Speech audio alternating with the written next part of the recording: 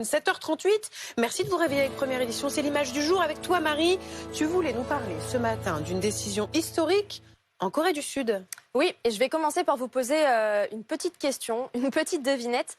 Regardez cette photo et dites-moi à votre avis ce que c'est, ce que vous voyez. Du canard? Oui, ça ressemble à du canard. Du canard confit. Alors, c'est effectivement de la viande, mais c'est pas de la viande de canard, Marc.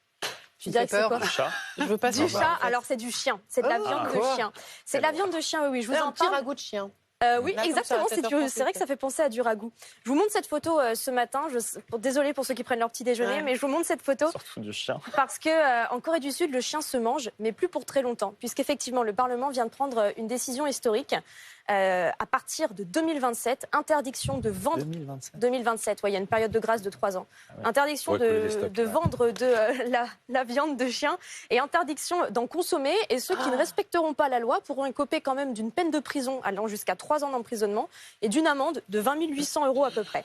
Alors cette décision elle a provoqué une vague de joie énorme pour les militants qui défendent la cause animale. Vous voyez ces images, ces femmes qui sont très émues, qui se prennent dans les bras dans les rues de Séoul. Parce qu'il faut dire que ça faisait un moment en fait que le Parlement essayait d'interdire la consommation de viande de chien. Mais à plusieurs reprises, il avait abandonné face à la pression des éleveurs. Alors la viande de chien, nous, ça nous surprend. On a du mal à concevoir qu'on puisse manger du chien. Mais ça fait vraiment partie de la culture, de la gastronomie sud-coréenne. Ça se mange souvent sous forme Gastronomie du lit. Oui. Ça se mange souvent sous forme de soupe en été. Parce qu'il y a cette idée que la viande de chien donne des forces et permet de supporter les fortes chaleurs.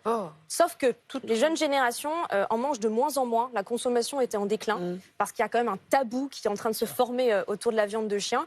Et puis aussi parce qu'il y a de plus en plus de Sud-Coréens qui ont des animaux de compagnie, donc qui sont sensibles au bien-être animal.